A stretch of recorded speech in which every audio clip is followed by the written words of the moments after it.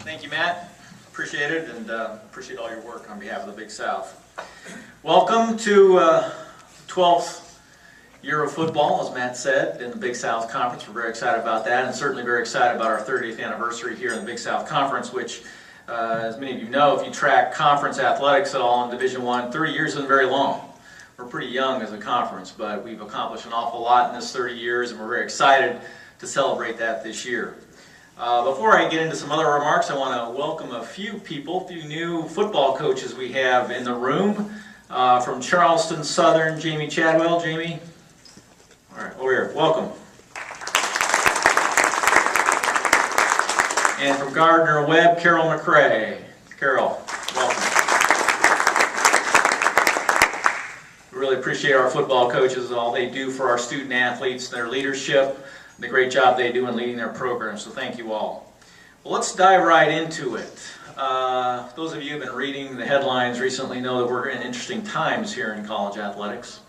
A lot of different opinions out there about where's the NCAA going, what's going to happen here in the next really 12 months. Well, we're in times, I think, that will fundamentally change college athletics.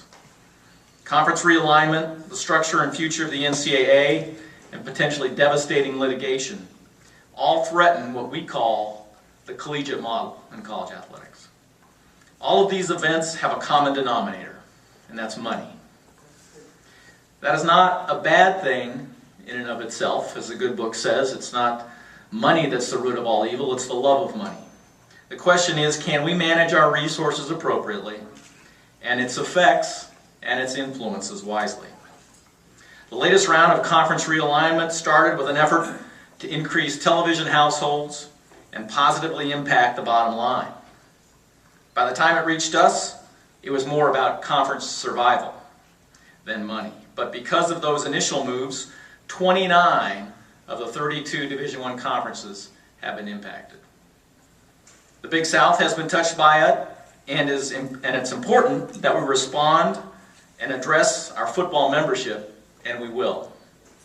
But overall, the Big South has fared very well in this conference realignment shift, better than most, and we are very confident about the future of the Big South Conference. I think that says a lot about the Big South. It says a lot about our institutions, and says a lot about what our student athletes, our coaches, and our institutions get from being a member in the Big South Conference. 2 years ago, I stood at this very podium and talked about the need for Division I reform, and for conferences like the Big South to understand the need of the BCS conferences to have more flexibility in spending their resources to benefit their student athletes. That time is upon us. It is staring us directly in the face. The current disparity in conference revenue between an average BCS institution and an average non-BCS FBS institution, if you understand what I'm saying, not FCS, I'm talking about the other FBS schools, is currently $50 million per institution. That's before all the next media rights kick in. Then you're going to double that. You're talking about a $100 million difference in revenues between the lower FBS schools, not FCS, and the top 5 conferences. What does that portend for the future of Division I? BCS, FBS, FCS, and non-football playing schools are all going to be impacted by this. Well, the media loves to speculate that the 5 BCS conferences are going to break away from the NCAA. I don't see that happening, nor do I believe that the 5 conferences that you might currently call the Big 5 want that to happen. And in fact, I've heard them state that publicly, and I've heard them state that in meetings that I've been in attendance with them. They want to work within the system.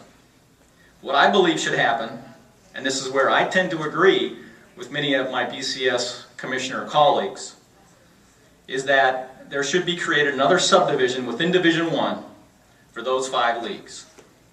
This additional federation will, number one, allow those conferences to have legislative flexibility to utilize their resources to the benefit of their student athletes. And I'm not talking just about football, but all sports. Number two, this will create a natural limit on those that are impacted by the new rules. For example, schools outside that subdivision would not be able to pay stipends or pay up to the cost of attendance for a scholarship. They would not feel the pressure to keep up with the Joneses, saving them hundreds of thousands of dollars they don't have to spend. We need to be protected from ourselves effectively. Number 3, it would protect the participation of all Division I institutions in other Division I championships, especially the men's basketball championship. There will need to be limits on this legislative flexibility, however. In order to protect the Division I collegiate model, the following areas should not be changed. Scholarship limits. Any increase in scholarship limits by the new subdivision would have a dramatic impact on the competitiveness of the rest of Division I. As long as there are current scholarship limits that remain in place, the rest of us will be able to compete just as successfully as we do currently. Amateurism. In order to protect the collegiate model, the basic tenets of amateurism must be retained. Otherwise, the larger schools may as well just go off, do their own thing, and call themselves semi-professional.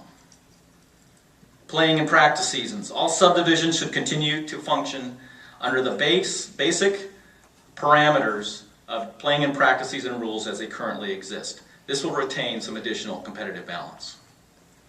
So the NCAA, and when I talk about the NCAA, I'm not talking about Mark Emmert, I'm not talking about the Board of Directors, I'm talking about everybody, because the NCAA is us.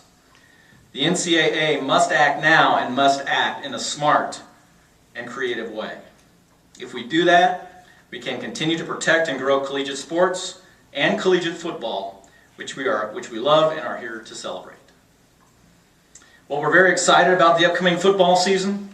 In addition to the great play on the field, there are several developments within the Big South that we're very excited to share with you and announce today.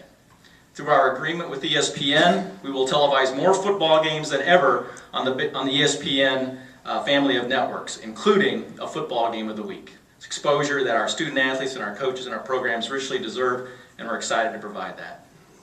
The Big South Conference will become only the second FCS conference in the country to institute instant replay in select regular season football games. This is especially important due to the new targeting rules that many of you heard from Doug Rhodes on this morning. Continuing our progressive approach in the digital space, the latest edition of the Big South Network will launch this fall for free and will be available on any device, including smartphones and tablets.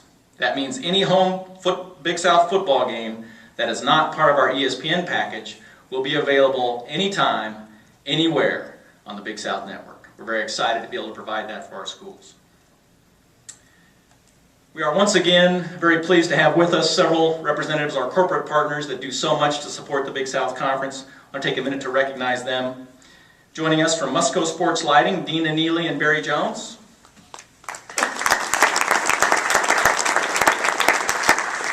With Condor Flags, Tim Gillen, Jeremy Barnes, and Ernie Creech. And with Hardee's, Phil Greer and Jerry Alsbrook. Welcome all of you, and thank you so much for being here and for all your support. Thank you all for being here and all you do for Big South Conference football. We're very excited about the upcoming season and we're looking forward to the games. Thank you.